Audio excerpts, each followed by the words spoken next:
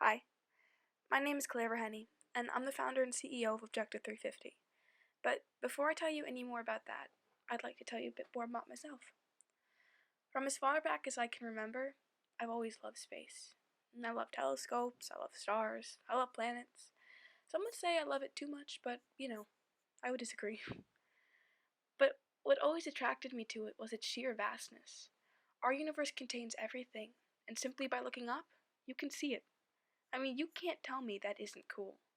But when you think about it, it can also be kind of scary, because you realize how very, very small you are compared to everything else. And then you have to consider, well, the Earth must be pretty small too.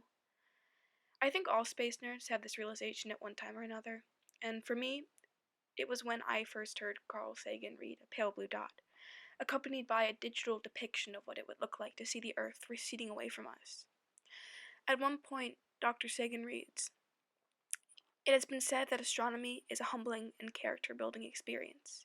To me, it underscores our responsibility to deal more kindly with one another and to preserve and cherish the pale blue dot, the only home we've ever known." I paraphrase a little bit, but the sentiment holds true. The Earth is small, remote, and utterly unique in the solar system. That's a scary place to have for a home. A wonderfully scary place.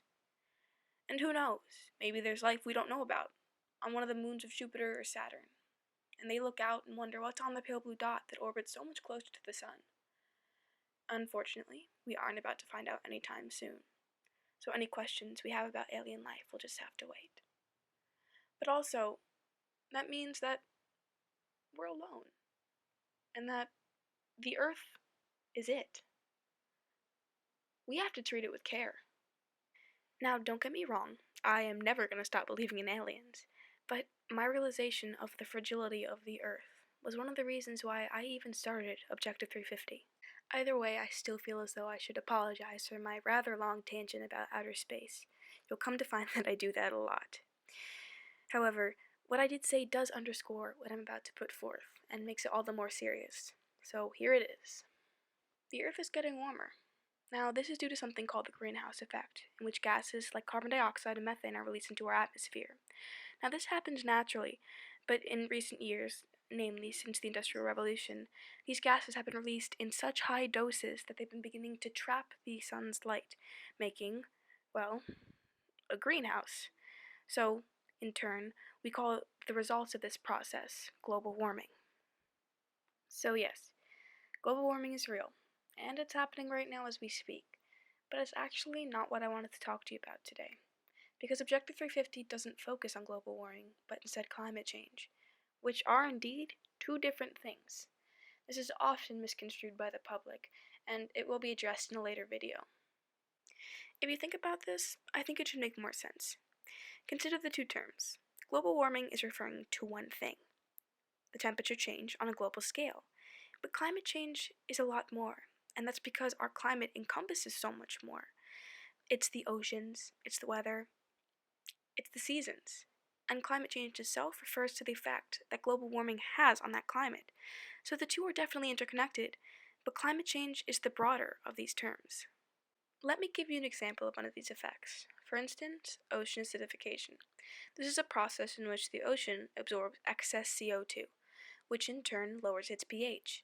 Basically, by 2100, this could have dire effects on both calcifying species, or species which make shells, and our global economy. I know this was a brief example, but I'll talk about it more in other videos. These are the facts, and I know they're disheartening, but this is by no means the end of the discussion. Scientists are saying that there's still hope, and me and my team believe it.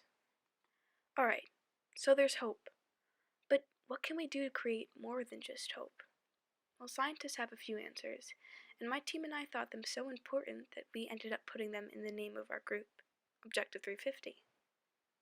The first part I'd like to address is the 350. What this asks is that we lower our carbon emissions to 350 ppm per year, or parts per million. Currently we're at 400, and this is not a level conducive to life. The second thing I'd like to address is the objective, which means to treat all facts objectively. Basically, this means that my team and I don't let our bias get in the way of what science tells us. And that's really important. The last, and somewhat implied piece of the puzzle lies in the members of our group. In other words, we're all teenagers, 18 or under. Teenage involvement is imperative in the fight against climate change, since we're the last generation with a real chance of making this change. Alright, so you know the problem, and you know what the experts say. Now let me share with you our plan.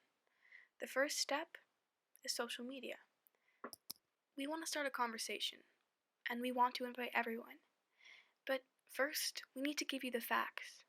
Making an informed decision about this situation is the most important part of our process, which we hope to do through social media like YouTube.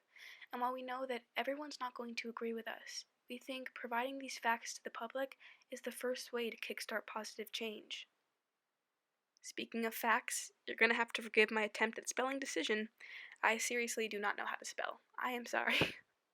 Anyway, the second part of our plan is a publicly funded campaign, one in which my team and I endeavor to fund, build, and ship 5 buoys to study ocean acidification to 5 coastal schools around the globe. So this is not only a cool way to get the international community involved in our movement, but just a way to get kids in general interested in research, and not just those who are innately interested in science. We're talking everyone. Climate change and the research surrounding it is not a private club. It's a problem that belongs to everyone, so we encourage you to see for yourself. So there you go. That's everything. The problem, the expert's opinion, and our solution. We're Objective350, and we honestly believe that we can do anything together. Stick around and learn more. Like us on Facebook, follow us on Twitter, on Instagram, and I'll see you for our next video.